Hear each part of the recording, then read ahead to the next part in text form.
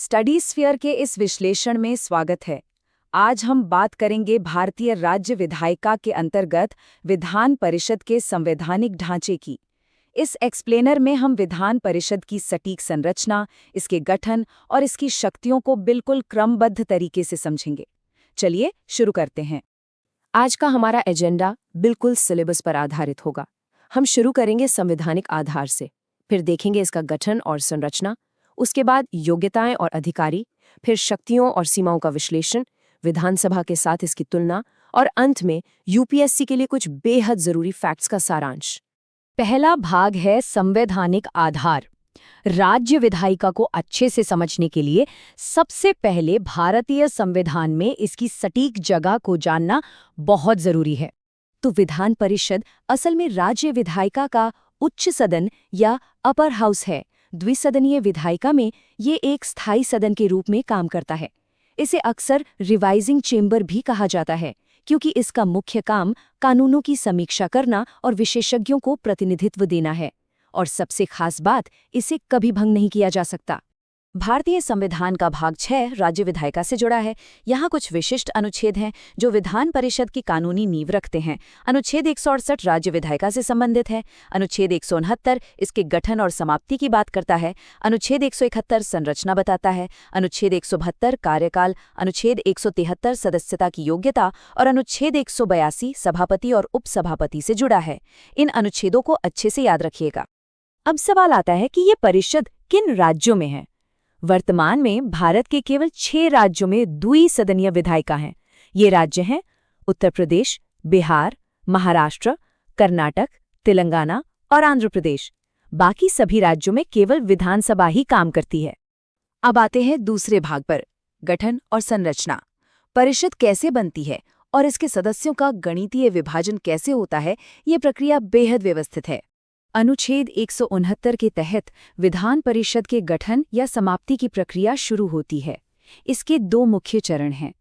पहले चरण में संबंधित राज्य की विधानसभा को एक विशेष बहुमत से प्रस्ताव पारित करना होता है। विशेष बहुमत यानी कुल सदस्यों का बहुमत और उपस्थित तथा मतदान करने वालों का 2/3 समर्थन। इसके बाद दूसरे चरण में भारत की संसद आधिकारिक तौर पर इस परिषद का निर्माण करती है या इसे समाप्त करती है। अनुच्छेद 71 इसके सदस्यों की संख्या तय करता है। नियम के अनुसार किसी भी विधान परिषद में कम से कम 40 सदस्य होने ही चाहिए। वहीं इसकी अधिकतम संख्या राज्य विधानसभा की कुल सीटों के 1/3 से ज्यादा नहीं हो सकती। सदस्यों की इस संरचना को 5 अलग-अलग निर्वाचक मंडलों में बांटा गया है। इसे ऐसे समझते हैं: 1/3 सदस्य स्थानीय निकायों द्वारा चुने जाते हैं, अगले 1/3 विधानसभा के सदस्यों यानी विधायकों द्वारा चुने जाते हैं, 1/12 सदस्य शिक्षकों द्वारा और 1/12 सदस्य स्नातकों द्वारा चुने जाते हैं, और अंत में बचे हुए 1/6 सदस्यों को राज्यपाल द्वारा नामित किया जाता है। राज्यपाल द्वारा जो ये 1/6 सदस्य नामित होते हैं, उनका अपने अपने क्षेत्रों में विशेषज्ञ होना अनिवार्य है। ये 5 क्षेत्र हैं: साहित्य, विज्ञान, कला, समाज सेवा और सहकारिता आंदोलन। विधायी प्रक्रिया में पेशेवर लोगों का अनुभव शामिल करने के लिए ही ये महत्वपूर्ण प्रावधान रखा गया है। तीसरा भाग है योग्यता और अधिकारी। विधान परिषद का सदस्य कौन बन सकता है और इस सदन को कौन चलाएगा, इसके नियम बहुत सख्त हैं। आइए इन्हें देखते हैं। विधान परिषद का सदस्य, जिसे हम एमएलसी कहते हैं, बनने के लिए कुछ बुनियादी शर्तें हैं। उम्मीदवार का भारत का नागरिक होना सबसे जरूरी है। उसकी एक न्यूनतम आयु होनी चाहिए। वो किसी लाभ के पद पर नहीं होना चाहिए। इसके अलावा विदेशी नागरिकता, दिवालियापन या दल बदल जैसी किसी भी संवैधानिक अयोग्यता से वो पूरी तरह मुक्त होना चाहिए। इस सदन को चलाने के लिए परिषद अपने सदस्यों के बीच से ही पीठासीन अधिकारियों को चुनती है।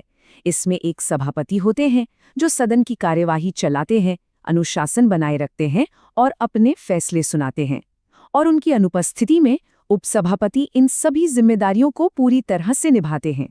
चौथा भाग, शक्तियां और सीमाएं। हालांकि विधान परिषद एक बहुत ही महत्वपूर्ण समीक्षा निकाय है, लेकिन संविधान ने इसकी विधायी और वित्तीय शक्तियों को जानबूझकर काफी सीमित रखा है। साधारण विधेयकों के मामले में विधान परिषद के पास केवल देरी करने की शक्ति है, जो कुल मिलाकर सिर्फ 4 महीने की होती है। प्रक्रिया कुछ ऐसी है: शुरुआत में परिषद किसी साधारण विधेयक को अधिकतम 3 महीने तक रोक सकती है। अगर विधानसभा इसे फिर से पारित कर दे तो परिषद इसे सिर्फ 1 और महीने के लिए रोक सकती है। इसके बाद विधानसभा का फैसला अपने आप ही अंतिम मान लिया जाता है। धन विधेयक या मनी बिल के मामले में तो शक्तियां और भी कम हैं। मनी बिल केवल निचले सदन में पेश किया जा सकता है। विधान परिषद इसे खारिज नहीं कर सकती। वो अधिकतम सिर्फ 14 दिनों तक इसे रोक सकती है या अपने सुझाव दे सकती है। 14 दिन पूरे होते ही विधेयक अपने आप पारित माना जाता है। कार्यपालिका पर नियंत्रण की बात करें तो विधान परिषद सरकार की नीतियों पर चर्चा कर सकती है, उनसे सवाल पूछ सकती है और आलोचना भी कर सकती है, लेकिन परिषद कभी भी अविश्वास प्रस्ताव पेश नहीं कर सकती।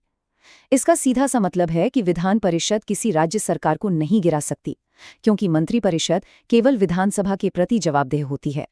5वां भाग, विधानसभा बनाम विधान परिषद।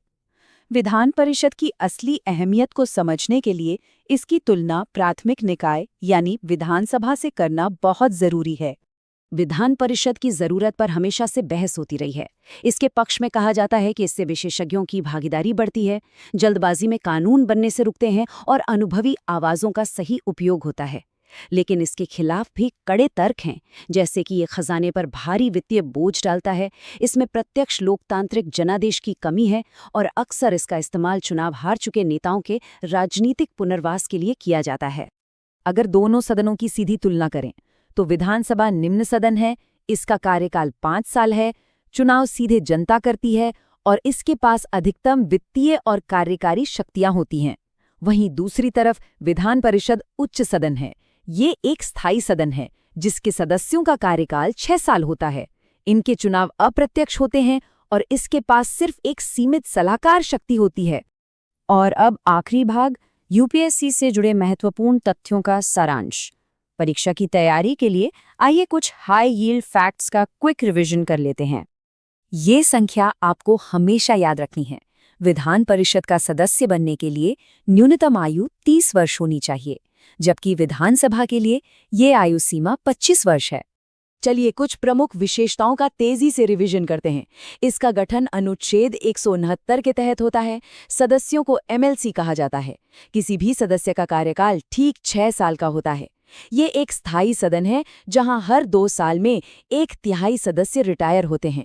ये धन विधेयक को रोक नहीं सकती और ये सरकार को कभी भंग नहीं कर सकती।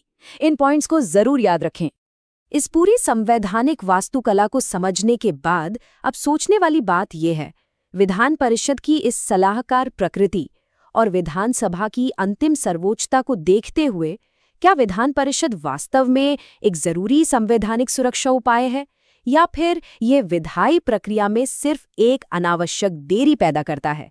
इस पर जरूर विचार कीजिएगा। स्टडी स्फीयर के इस विश्लेषण में हमारे साथ जुड़ने के लिए आपका बहुत बहुत धन्यवाद।